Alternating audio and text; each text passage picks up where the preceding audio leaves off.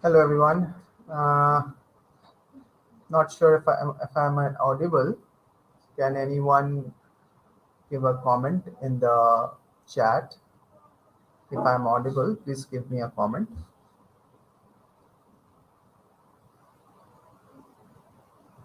Welcome to this is YouTube live from Chinta. My name is Ashani Dasgupta. Can you hear me, all of you? If you can, are you able to write something in the chat? Maybe.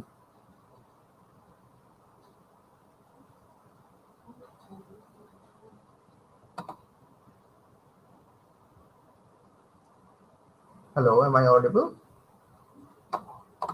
Can someone confirm in the chat if I'm audible?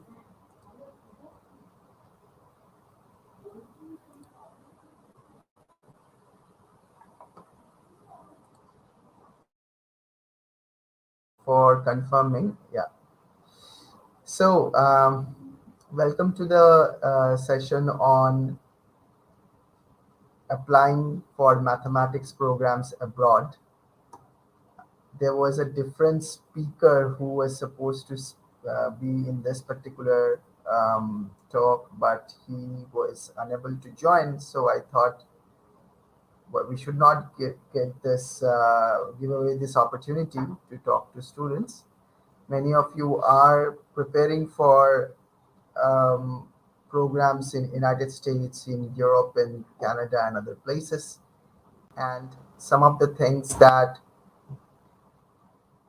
you need to do while applying for these places, we can discuss those things together. And if you have questions, you should be definitely writing them down in the chat, in the YouTube chat. Okay. Right. So the first thing is that if you are trying to apply in American universities or Canadian universities or maybe in um, universities in. Hello, Simran. Can you hear me? Yeah. Yes, I can. Okay. Welcome. So, so as I was saying, Simran, that if you are planning to apply for American universities or Canadian universities or European universities, there are a few things that we should be doing. And the first thing is, of course, related to testing. I am hearing some background noises. Is it coming from your end, Simran? Like mobile Is it phone a noise? message pop up? Yeah. Yeah, Is that that's can right. okay? Okay, that's okay. All right. So maybe you can mute it if whatever Yeah, is I have done happening. it. Okay. Okay. Thank you. So the first thing that we can do, and that is about the testing part. If you are trying to apply for universities in, let's say, United States, GRE is, of course, the first go-to test. There are two sections in GRE: critical thinking and mathematics or mathematics. It's not really mathematics; it's more of a mathematical reasoning skills. Um, One of the things that when you think about GRE, what do you know about critical thinking? Have you looked into it before, the particular test, the No. mathematics? Okay, so let me tell you a little bit about that. In critical thinking, sometimes people think that it's a English test. It's not really an English test, actually. It's more of like this, that you have a big passage from some part of the knowledge world. It can be from biology, it can be from genetics, it can be from mathematics, it can be from archaeology. Somewhere there is a somewhere some part of the knowledge world. They pick up a passage and they would like you to understand the passage critically. So you are not tested on your skills in English. So they will not ask you grammar questions. They will ask you questions which are related to your comprehension of that particular passage. So can you infer some of the critical notions presented in the passage?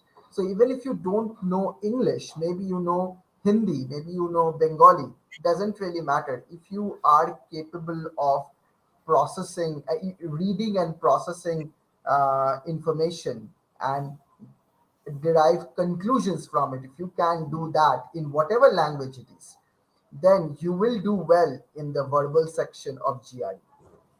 It's not, of course, you have to know English. I mean, you have to know what the words mean, but really, it's not more than that. So, are you familiar with any of the books in GRE? Have you ever looked into that? Um, I have looked into some of the books. I don't remember the names though. Uh, I'll tell you the one that I used. yeah. It was by Kaplan, Kaplan. Maybe you can put the link in the name in the banner. That would be good for the students, I guess. So it's Kaplan is just a publisher. They produce very beautiful books on GRE, general GRE, that is, and and the book is so well structured. If someone can, oh, I'm hearing myself now. Okay, now. So it's so well structured that if someone devotes about 6 months time to this, then the GRE part will be really covered. And they also produce very nice books on TOEFL. So if you are interested in, some universities require TOEFL, and if and TOEFL is not hard at all. It has four sections, one of which is of course speaking. So what I used to do when I was preparing for TOEFL is I used to listen to American Voice of America. Voice of America has a YouTube channel now, but in earlier days they used to have a very nice radio station. Okay, so but when I started hearing Voice of America, one of the issues that I faced is that their accent was really, I could not understand their accent. Even if you look at American movies, maybe you have noticed this, you can it's hard to understand the accent of those people. But once you start listening if enough amount of time, I just did it for 15 minutes or 20 minutes every day. Once you start listening, then slowly you build the ear to understand what it is. So, yeah, so TOEFL is not hard at all. It's actually quite easy. They want you to do well in TOEFL because they want people to go there. You have to understand the economics of this entire thing. uh, what American or Canadian or European universities do is they take graduate students, that is, assuming that you want to go after college, they take graduate students and then they employ them at a very cheap rate, like compared to the professors, the salary of professors. It's a very cheap option for the universities to actually employ them and let them teach the first year students, the second year students in their colleges and universities. So one thing you have to understand is that the universities there want you to do well in TOEFL or GRE. You just have to do the little things that are required. So yeah, the book on Kaplan. Can you put that in the banner, Simran? Is that possible? Name of Yeah, the book. actually, I joined from a wrong link. So Okay. I'll just post it in the comments after Okay. this live. That. Okay. All right. That's also great. Now the second thing is that once you are done with these testings, one other thing that you have to be very careful about is the university selection.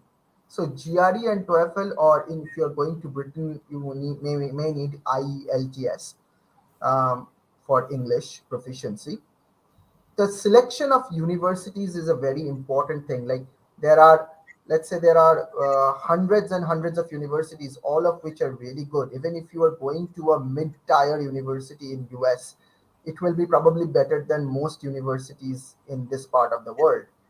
It's not a miracle. They have been doing this for a very long time. I was just looking into the data. Uh, India has independence for 75 years. US has independence for, I think, more than 200 years. So they had a lot of building time. Okay. So that's the only, probably that's one of the reasons why they are so advanced in those things. So even a mid-tier Indian university, American university, would have better opportunities than some of the best places in India. So, what you have to do really, you have to be very careful about this. You can be drowned by the number of options. There are hundreds and hundreds of universities. So, shortlisting universities is a very, very important thing. Like you shortlist maybe 10 universities, and it's expensive. Like when you are applying to universities, it is $50 to $100 application fee per university.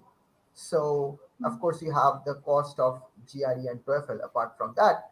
So GRE and TOEFL should cost around 20,000 rupees. But universities, each of them costs about $50 to $100. That's about 4 to 8 thousand rupees per university, depending on where you are applying. And of course, you would want to have some safe bets. So some universities should be like really upscale, like top 20 maybe. Then you should go for the next 20, and then you should go for the next 20. I would say just go until uh, 100. That's all. Just apply for 8 to 10 universities at most. That's also a lot of money for some people. It will be very hard. uh, One way to shortlist universities is to actually go to the department's website and look into what the professors are doing. If that is something that interests you, I would strongly recommend that you email the professors directly.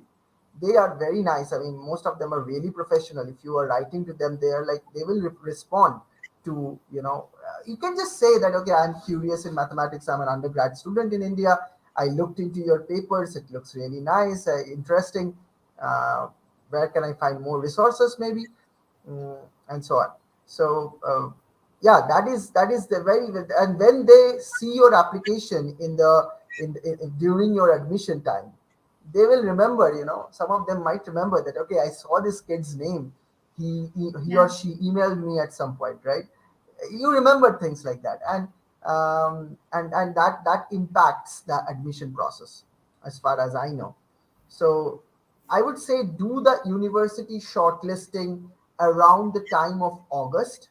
I mean, in this August, if you are planning to apply next August, for next August, the semester starting next Okay. August.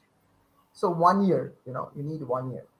And if you want to give GRE, I would say again, August or September would be a really good time to give GRE.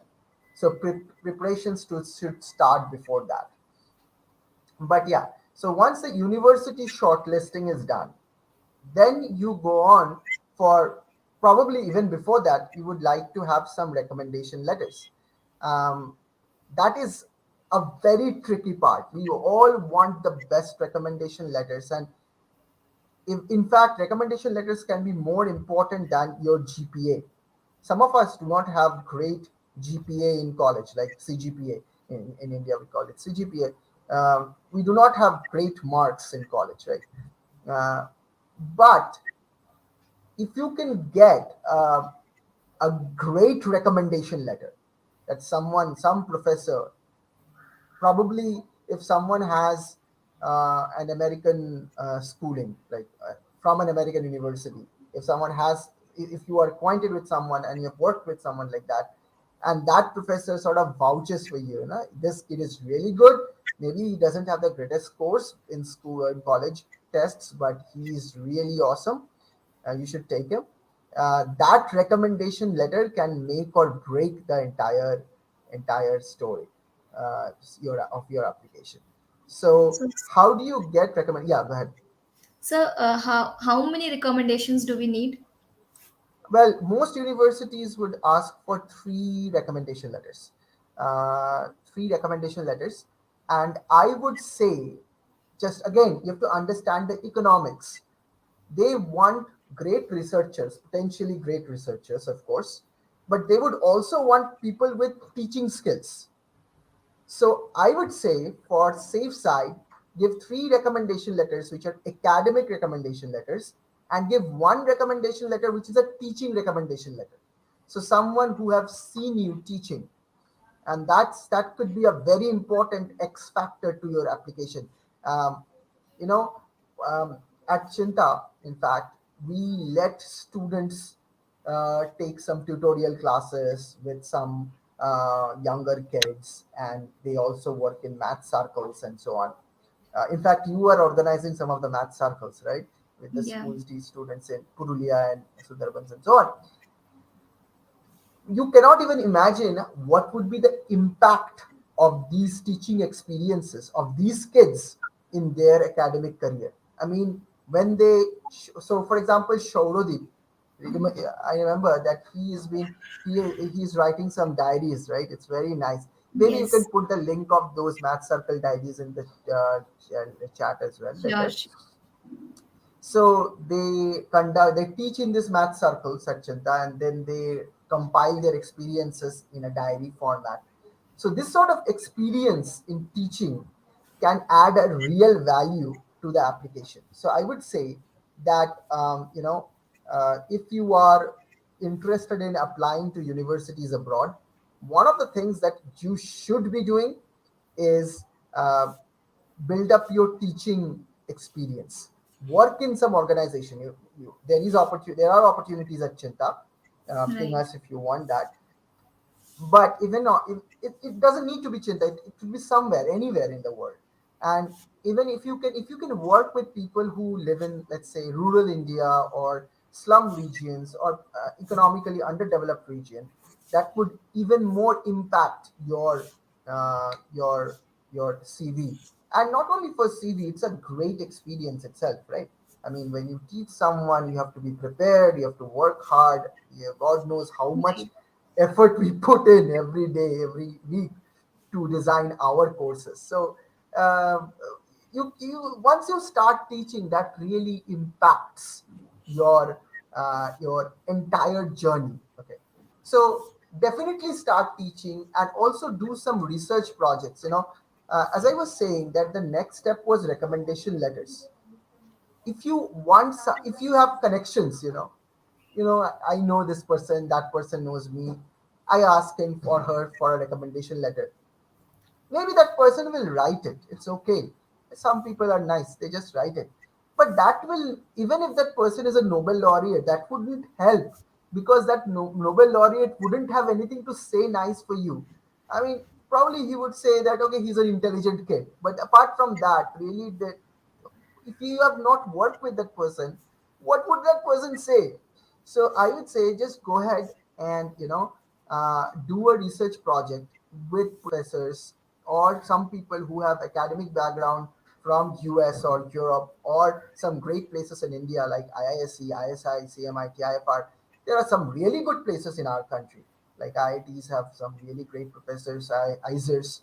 So if you get a chance to work with them, we have research projects at Chinta. Many of our teachers are educated in Europe or United States or CMI, ISI, TIFRs. So they can also help. But the point is that when you go for a recommendation letter, just do not go for a big name. Big names will not get you there. The big name should be able to tell something personal about you. Maybe that person would say that, okay, I did a group theory project with this kid, and he has really keen eyes for interrelation between Foxter groups, and I don't know. I mean, something like that. Something very particular that is for you, and you have to give an opportunity to that person to actually, say something nice about you. Because professors really want to say nice things about their children or students, because it's also kind of an achievement for them. We Right. just have to give some opportunity to them. So you would need three recommendation letters.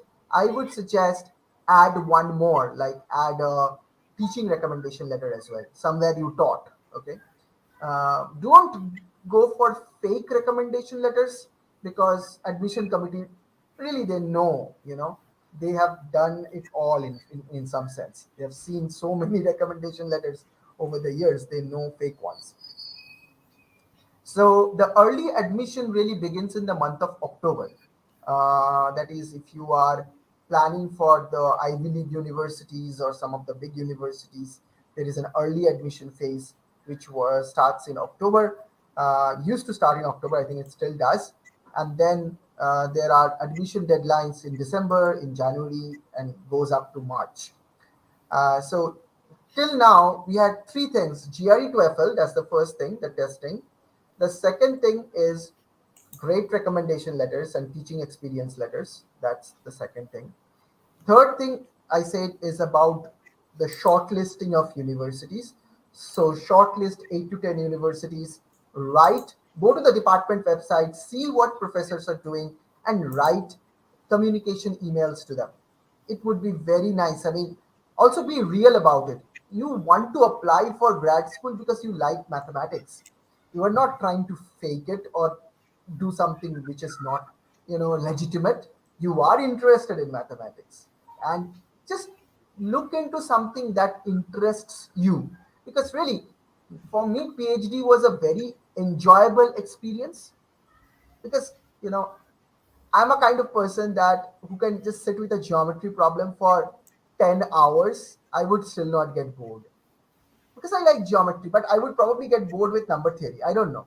I don't know. I'm thinking about it like this, that I like geometry. So if I go to a wrong department, no matter how great the department is, I may not like it. Also, it's not necessary that everyone does PhD.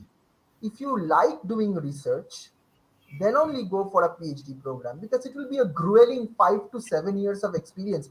Even if you look at the average time that people spend in a PhD program, especially math PhD programs, if it's a pure math PhD program, they I think the mean time is like 6 years. I have seen people who have taken 8 years for a PhD program, and that's not something necessarily bad, because unless you get a real result, a publishable result, usually your advisor will not let you go. Advisor, because that's also a significant time investment from your advisor. That person, that mathematician, has worked with you for like years. He would need some result out, right? So, unless and until you have a result like that, he wouldn't let you go. And in math, it's very hard to actually come by original results. And I remember one situation when, after working for like 4.5 years or 4.5 years almost, one fine morning my advisor told me, "Oh, I find a mistake in our entire proof, which makes the entire proof fall apart." I said, "Oh my God, what am I going to do? I'll probably die, because I all our work has gone to like I don't know how should I describe it." But he was really calm. He was really calm. He was really okay. I mean, let's try another way. So thankfully, that another way worked out, and some of the other things that we did, that also came into the play. But anyway, it might happen. I have seen people who have like done it like 8 years, and it's not easy. But it's very fun if you like doing research. It's not at all fun if you don't like doing research. If you don't like to sit in a place and think about a problem for hours, and if you don't have that sort of a temperament, if you are looking for quick gigs. So is one thing that people often do, is that they want, you know adrenaline rush or dopamine effect. I don't know how the neuroscience works there, but you want to be happy or excited every 10 minutes, maybe. I don't know. People look at how many likes we have got in a Facebook post, right? Because that sort of makes us gives us quick happiness. That does not work in a PhD program. Even it sometimes works in an Olympiad preparation setting. You are doing a problem and you solve it within a 1 day or 2 day, and you feel a little good about it. So that feeling a little good about it does not happen for 6 months or one year in the when you are in your actual research process. So it's very enjoyable. It's a transformative effect, experience, if you think about it. But if you are if you have to really ask yourself if you have that kind of a mindset, that you would want to sit in a cafe, really nice cafe, by the way. India also has really nice cafes. I like working with coffee. But yeah, just sit in a cafe, have a pencil, have a paper. I don't have Facebook anymore. Like, I reactivate my Facebook every 6 months, when I'm traveling somewhere and I want to like share some photos with my friends. Otherwise, I don't use Facebook. It has been an automatic thing. Like I don't use it, and those things will sort of go away if you start working on the problems. And you just sit there, you just eat something and drink 3 or 4 cups of coffee. I don't know how many cups. I think Ardos had a very nice quote here that mathematicians are machines that turn coffee into theorem. So you can see it's it's it's probably true. I don't know. So yeah, so if you have that sort of a mindset, then you definitely go for it, and it will be like a life changing experience. Okay, so yeah, and one more thing that students sometimes ask us is that what is the amount of money that we need to invest uh, in this entire process. So I would say that GRE and TOEFL will cost about 20,000. Applications to universities will cost around 40 to 50,000 rupees, and then if you are applying for visa, that will cost you visa and service will cost you another 20,000. And then you have to, this is all in 2022. Actually, I'm giving you data about 5 6 years earlier, but some of my students were also saying that it's kind of similar right now as well. And then you have to have 50 60,000 rupees for going to university, like actually the travel cost, the flight cost. So around 1.5 lakh rupees, but don't worry too much about that, because I would say that that money you don't have to shell out at once. It's like every 2 3 months you have to shell out some money, and you can work somewhere. It's a very good experience. Like, you should work somewhere. I just tell this to all my students: just go and work anywhere. Like, go work as a janitor if you can, go work as a in a restaurant, wash these dishes. It doesn't really matter, because all those things you can mention in your SOP, in your CV. All those things will make you who you are as a human being in the long run, right? And it really reflects on the statement of purpose. That's another document that people have to create. SOPs, the statement of purpose. And people write big things there, like I want to be this, I want to be that. No, you write what is where you find your purpose in your life, and what drives you to make good mathematics. And of course, do it grammatically correct. Write it grammatic with correct grammar, I guess. One of my students, Jyotika, actually helped me during my SOP times. Jyotika was my first online student since 2009. So when I was writing my SOP, I was really lousy in writing English. I used to make a ton of errors. I still do, I guess. So I asked Jyotika. I knew that she knew a lot. She had a very good grasp on grammar. So I requested her to proofread my SOP, and she did. She actually helped me a lot, and we are kind of friends now. And then I used that document. So I would say, make sure you don't even have little mistakes in your SOP or CV, not a comma, not a full stop of mistake, because what you might say, what is it in a full stop or a comma? How does it make a difference? It makes a difference because it shows how careful you were, how much you care in little detail. you know those things matter. If I have two CVs, one with a comma, one without a comma, I'll definitely think at least once that, okay, this person was actually very meticulous and very careful. So those commas and full stops and prepositions and all those things, all of them really matter. And then you have to be very careful. And even if you don't know great English, that's fine. You just ask someone to proofread that. You just ask someone. You can ask a friend who knows great English. It's not at all bad to ask for help. That's totally fine. So yeah, um, I think that covers all of the grounds. You have any questions, Simran, or So anyone yeah, else in the? Yeah, there are some questions. yeah. So what should be there in the SOP actually? Like what should we mention? So one thing is that create a different SOP for every university that you are applying to. So basically, make 8 versions of the same document. Now, most of the document will be same, but one paragraph will be different. Like you change one paragraph, and that paragraph should say why you are applying to that university. I mean, how does that serve the purpose that you have? So maybe you can mention that, okay, I have noticed the work of Professor so and so in this particular university, and I really like his papers, or I don't know, like his work, and that prompted me to apply to this university. And that should change for every university. So you really have like 8 different versions. Most of it should be same. One thing that should not be in in your SOP is your sad story. Everyone has a sad story. Everyone has a struggle in life.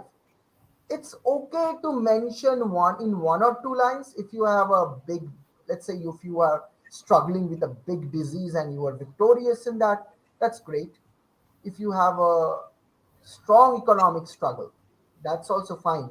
You mention it in 1 or 2 lines maybe, but just don't tell your life story, because that's not what SOP is about. It should be very focused. Why? What is the purpose of you applying to that university's that particular program? So you can say more about the mathematical part, more about what drives you to mathematics. Maybe your mother or father or some teacher inspired you in school or college. You just mentioned that. That's great. That's all right. That those are the things all right. But just don't start with I live in so and so place. I had such and such struggle. This is my life story. It's not a story of your life. SOP is not that. It's not that document. You should focus on why you are applying to that particular universities, that particular department, and why you are driven. Because remember, research or PhD programs are a marathon. It's not a sprint. It's not like it's not 1 day or 100 meters. It's like 26 miles. So you have that must show up in your SOP, that particular attitude in some sense. Okay. Any other? What is the next question? And students can post also questions in the comment. I'll be very happy to respond if I can. Should we write a personal statement or the descriptive statement, diversity statement as well? I would say nowadays many universities are looking for diversity statements. Uh, One best place to do that, like first of all, you should look up in the internet what is a diversity statement. The idea is that if you may have to work with people who are from different nationalities, different religions, they may have different sorts of physical abilities. So if you have if you are not actively committed towards celebrating diversity, if you have some deep rooted stigma about some sort of a religion or some sort of a nationality, that would be a very big problem even in your sustenance in those universities, because people would be coming from all over the world. Right. So I would say that if the university asks for a diversity statement, you can definitely add that. Sometimes Canadian universities ask for that in the even in the grad school level. But I know American universities definitely do that. Many of them do that when you are done with your PhD and applying for a postdoctoral program. So after PhD, usually people go to a postdoc program, which pays at the moment it's paying around $60,000 a year, around that kind of money when you are going for a postdoc program. So $60,000 per year after tax is coming up to be 55,000 or 52,000, depending on where you are staying. And if you multiply that by 80, that I mean you have to be also be very very careful about the money aspect. Some people think that there is a lot of money when you once you're done with PhD. That's not true at all. In fact, if you look at living standard wise, like in purchasing power parity, Whatever the money Americans are paying, Indians are paying actually the same amount of money. You cannot multiply by 80 to understand that. You have to multiply by 23. Why? Because according to IMF data, International Monetary Fund's data, whatever you can buy from $1 is the same thing that you can buy with 23 rupees at this moment. Whatever you buy, this is 2022. So a person spending $1, whatever goods and services the person can buy, the same person staying in India can buy the same goods and services with $23. So if you have to really compare the salaries, you should multiply by 23. And 23 times $50,000 or 50,000 or whatever, it's coming up to around 12 lakh or 13 lakh rupees a year, which is about 1 to 1.5 lakh rupees, about 1 lakh rupees a month. So that is the kind of money even the assistant professors in some of the better universities in India make. It's not very big. There is no big difference between that and what the Americans are getting. What is the big difference is in the quality of research opportunity. So for example, if you are a mathematician or a biologist or a physicist, you would want to work at the best universities in the world with the best people. So that really makes a difference. But even then, India is making a remarkable progress these days. So I think it ranks 11th in the world in the number of peer-reviewed research papers published, high-quality research papers published, which is I mean it's a remarkable thing for even a for a such a I mean I would say India is still a poor country, but we are still producing some really good work, which is I think awesome. We could do much better. That's always true for any place in the world, but I think we're also doing a very good job. Yeah, go ahead. Next question. So what about the personal statement? Like, is there anything that we should mention there? Any specific?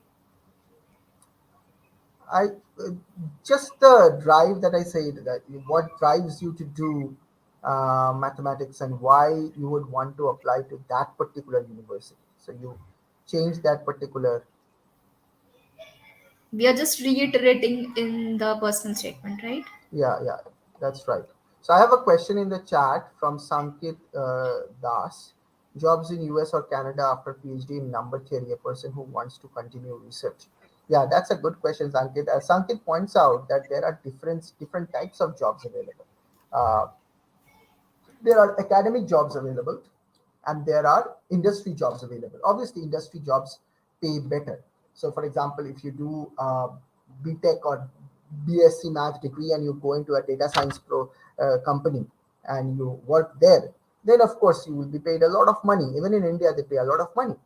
But suppose you don't want to do that, you want to stay involved in research, you want to keep on teaching and so on, then uh, usually people apply for postdoctoral programs. Now you have to understand how this academic world works. After you are done with PhD, the harsh reality is this, that you have to again look for jobs which are postdoctoral in nature. So they will not be permanent jobs. They will be usually people do a couple of postdocs before they land up in a tenured position. Tenured position is, I mean, it's kind of like a permanent position. Okay. Even in India, there is a tenuring process these days. So you basically go to a university, let's say an IIT. I think they will keep you for 5 years in a review system. So for 5 years, you will be in tenure track, but you are not tenured. Tenured means you're not, in a sense, permanent. So and you have to do good work in those 5 years, and those academic jobs are really hard to find these days. I think it's a very hard thing to find great academic jobs, even in US. You can find postdoctoral positions. That's not a very hard thing. You can still do that. But for from postdoc, it's sometimes I think that it's a kind of a gloomy picture. It's a great learning experience. You get to do good mathematics, but even after PhD, you have to do at least one postdoc, which is two years at least, which will um, Then people sometimes do another postdoc, which is again 2 years, and then you look for some tenure track positions, and then you work for some years to get tenured, and then yeah, that's how it sort of unfolds. There are still jobs out there, but some decent jobs in postdoc positions as well, but it's harder than finding industry jobs. That's for sure. So yeah, but if you want to do great research, that you would probably be ready to accept that amount of pain for job search, because yeah, we just want to do good mathematics and we want to see good people and so on. Okay. Okay. Yeah. Any other questions? Okay, so I think Ritu is asking another question. Good jobs in mathematics other than professors and teachers in India. Okay, so of course, mathematicians are nowadays employed a lot in the software industry, especially analytics industry, data science and analytics industry. So there will be a lot of jobs in all sorts of software firms, and nowadays they are also looking. Some biotechnology firms are also hiring mathematicians because they want to do again some sort of data science, but it will be like informatics.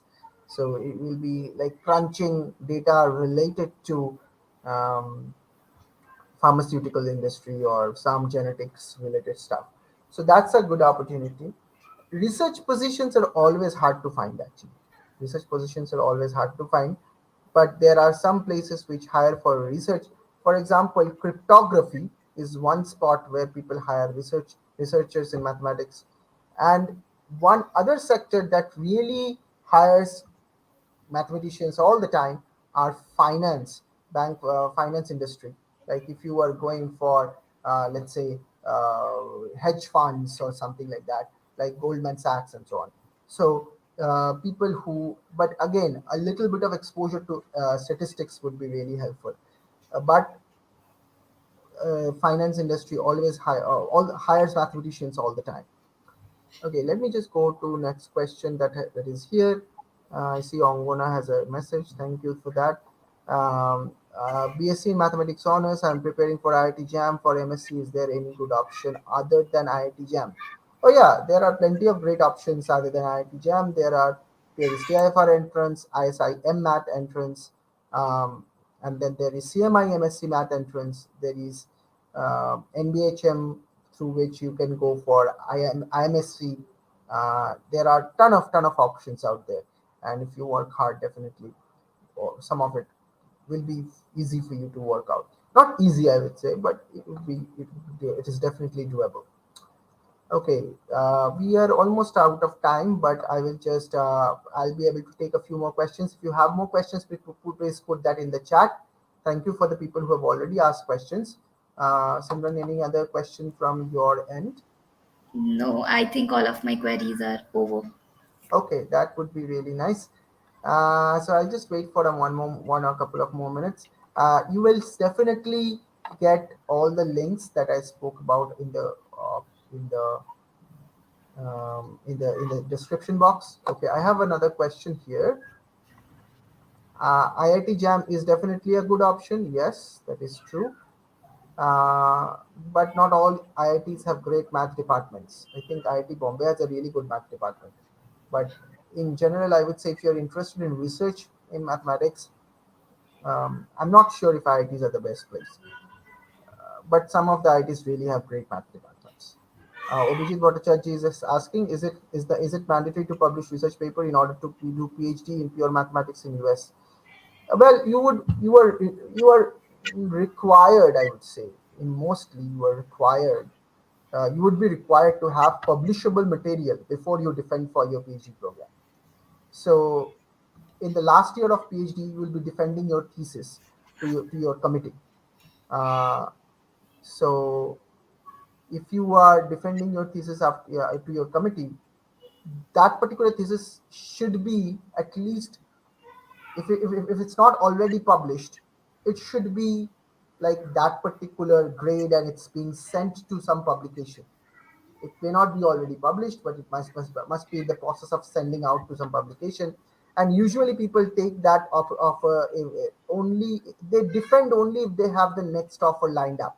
Like if you are going for a postdoc, if you have already the postdoc is already ready, then you can just defend and go ahead and just wait out for the, instead of waiting out for the research paper to be actually published, you just go to the next job, but the paper gets published on the way. So but you must have at least something um, that is like publication worthy.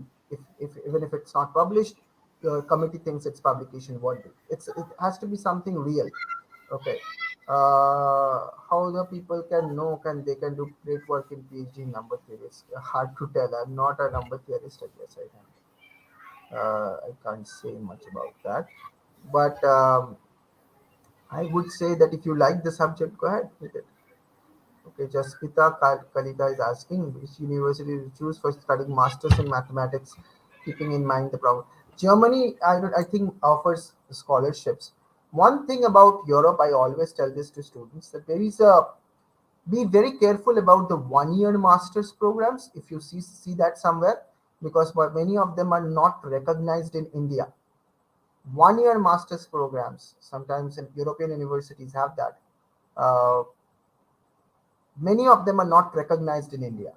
So be careful about that. And in general, if you want to do research, I would say why you do masters in India and then go ahead and do a PhD abroad, because the funding situation will be much easier for you to handle. Because once you are in a PhD program, if you have not totally blown it up, um, if you have not totally blown it up, then you will definitely get some sort of a funding. It could be uh, it could be a teaching assistantship or research assistantship or something. It's usually funded, but master's level funding is very hard to come by. Okay, we have. I do not know, Abhijit. What is that ratio? Sorry. Uh, RT Rawat is asking. University of Waterloo is a really nice place. Uh, and NUS is a fantastic place as well. I don't know the mathematics part of NUS, but I'm sure it's great. It's one of the best universities in the world. But University of Waterloo has definitely a great math department. Again, one thing I would like to say that don't look into the rank of the university per se.